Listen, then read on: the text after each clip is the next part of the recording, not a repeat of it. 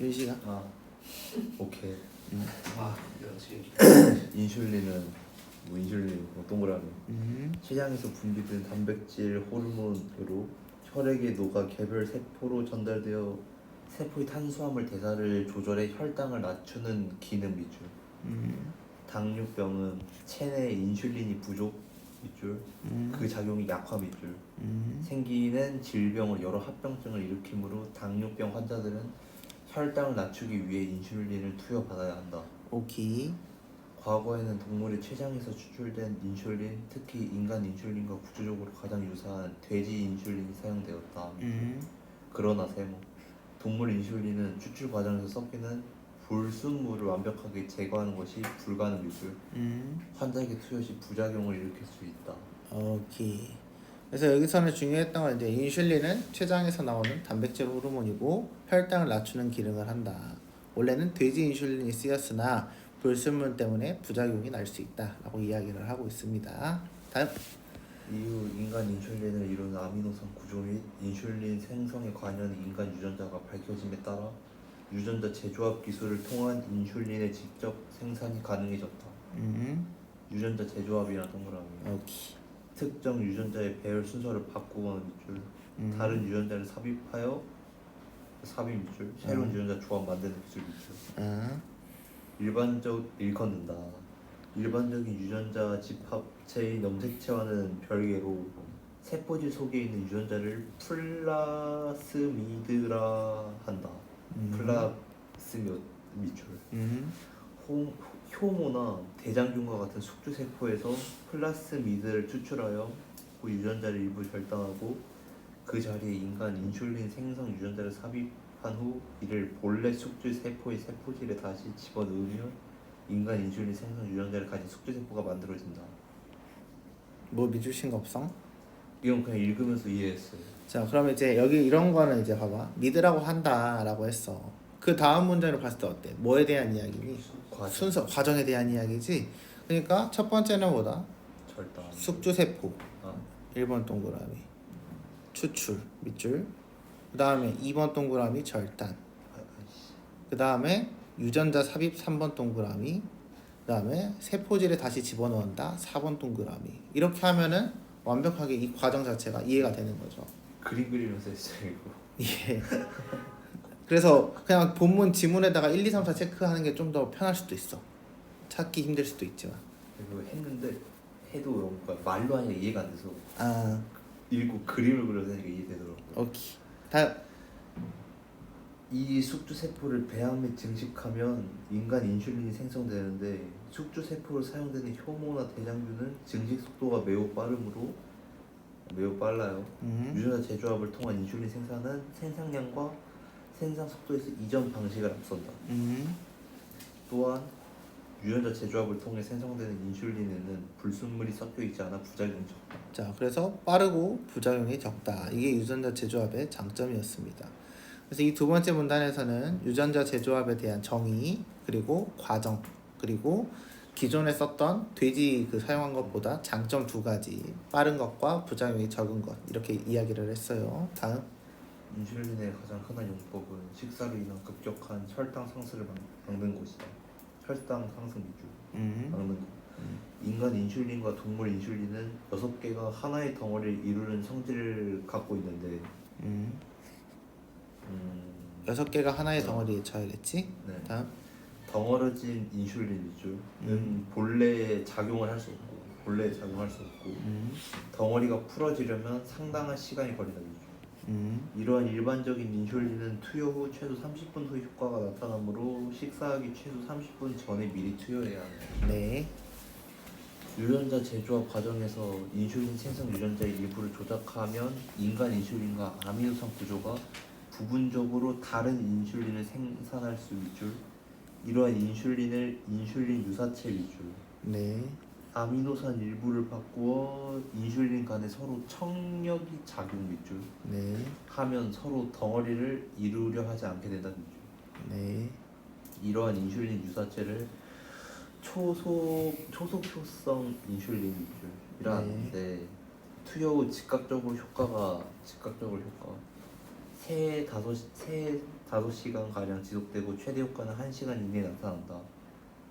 초속 효성 인슐린은 식사 직전이나 직후에 투여하여 혈당의 급격한 상승을 막는 용도로 사용된다. 만약 식사하지 않을 때 투여하거나 효과가 지속되는 동안 운동을 하면 혈당이 순간적으로 과도하게 떨어지는 저혈당이 나타날 수 있다. 네. 한편 인슐린의 아미노산 일부를 받고 체내 pH 농도에서 혈액이 잘 녹지 않는 특성 일줄 하면 투여 후 세포에 전달되기까지 더 오랜 시간이 걸린다 일줄. 네. 이러한 인슐린 유사체를 장기형 인슐린 밑줄이라 하는데 그 효과가 투여하고 최소 1시간 지난 후 나타나 큰 변화 없이 2시간 가까이 유지된다. 장기형 인슐린은 공복 혈당을 낮추기 위한 목적으로 사용되므로 식사 여부와 관계없이 1일 1회 정해진 시간에 투여되는데 효과가 지속되는 동안 운동이 예정되어 있으면 투여량을 미리 줄여야 한다. 네. 그래서 이제 한번 볼까요? 그 1분단은 이제 인슐린 설명을 했고, 두 번째는 유전자 제조합 방식을 통해서 만드는 것에 대한 이야기를 했죠. 그다음에 세 번째는 이제 원래 이제 이 조합해서 만든 인슐린을 가지고 사용하는 용법에 대한 이야기를 했습니다.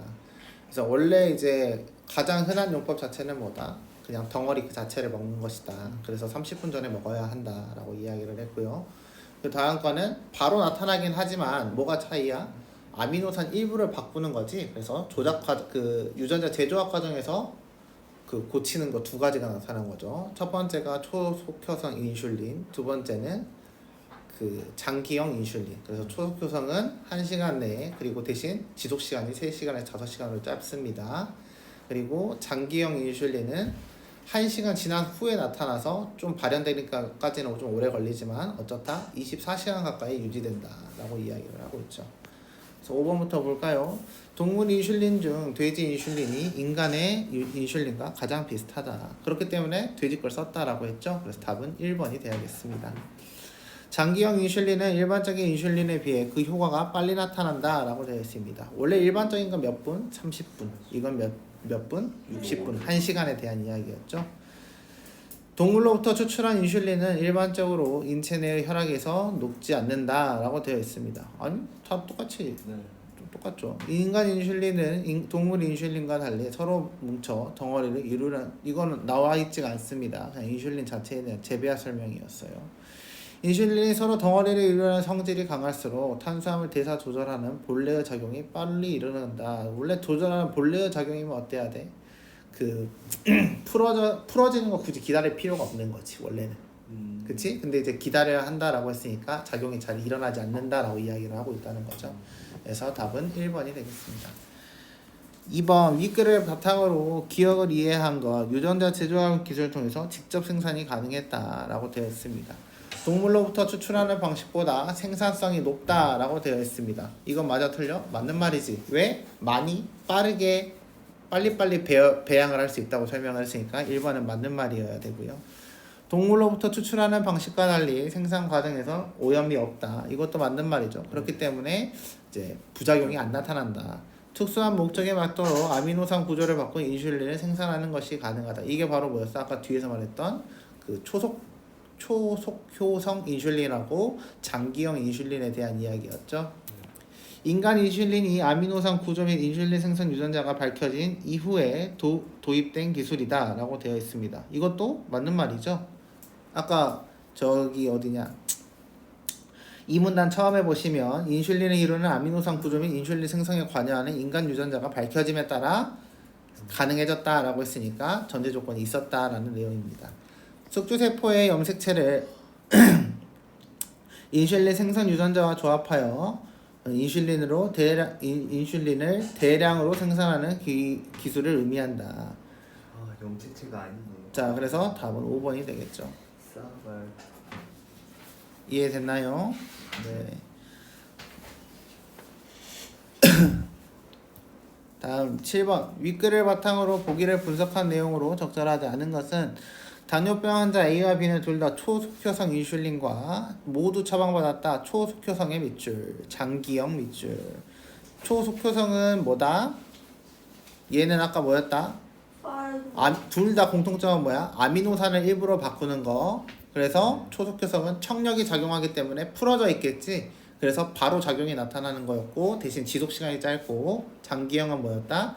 지속시간은 긴 대신에 바로 일어나진 않는다. 이거에 대한 이야기였습니다.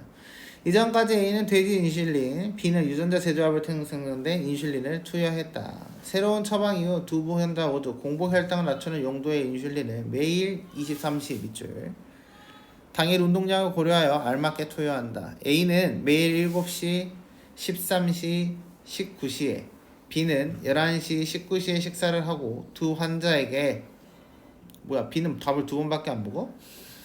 두 환자에게 혈당의 상승을 일으키는 다른 요인은 없다라고 되어 있습니다. A의 초속효성 인슐린의 1일 투여 횟수가 B보다 많겠군. 아까 B는 뭐였다? 한 번만 투여하면 되는 거지 24시간 지속되니까 1번은 맞는 말이 되겠습니다. B가 7시에 초속효성이 투여하면 저혈당이 나타날 수 있다라고 되어 있습니다. 7시에 먹었어. 저혈당이 나타날 수 있어 없어? 있어요. 있죠. 다음 A와 B가 함께 12시부터 30분 동안 운동을 하면 두 환자 모두 저혈당이 일어날 가능성이 있고 23시에 처먹었다. 두 환자 모두? 아니요. 누구한테만? B요. B한테만.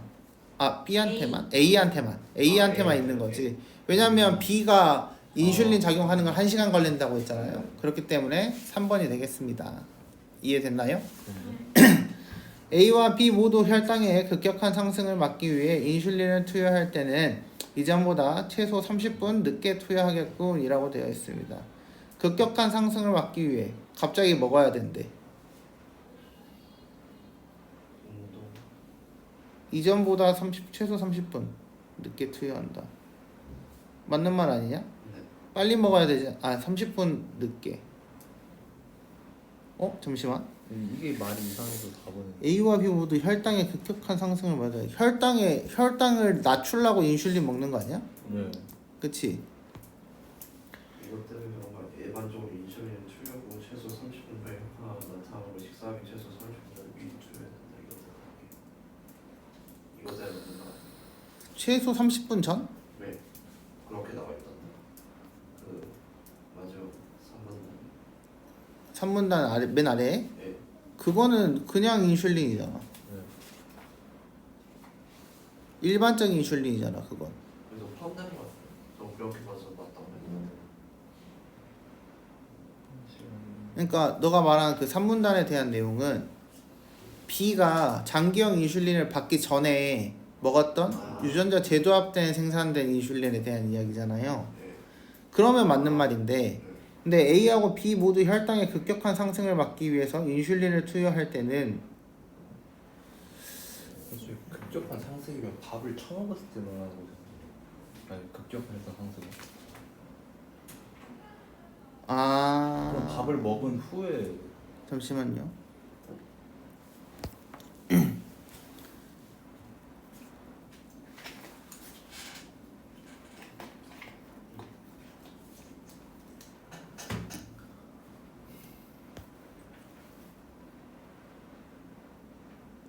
(4번이) 좀 이해가 안 되네. 4번 제가 답장 한번 봐볼게요. 지금 몇 번이야 그거? 10번이야? 아니 7번. 7번? 7번.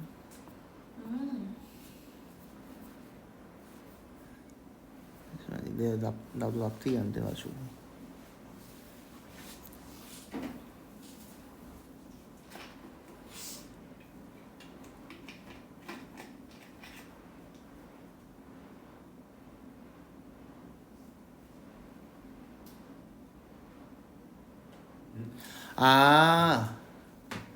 이 말은 여기서 말한 게 그거다. 아까 이제 우리가 그 30분에 대한 이야기가 인슐린의 기존 인슐린이잖아. 그치? 근데 이게 뭐야? 공복 혈당이 목적이지. 공복 혈당이 목적인 게 여기 장기형이랑 초속효성에 대한 이야기지. 그치? 근데 앞에서 말했던 인슐린의 거기 3문단 처음 봐볼래? 인슐린의 가장 흔한 용법은 식사로 인한 급격한 혈당 상승을 막는 것이다 라고 되어 있지. 네. 이게 30분 전에 먹는 거지. 네. 그치? 목적이 뭐라고? 급격한 혈당 상승 막는 게 여기에 해당하는 거라고. 이해됐어?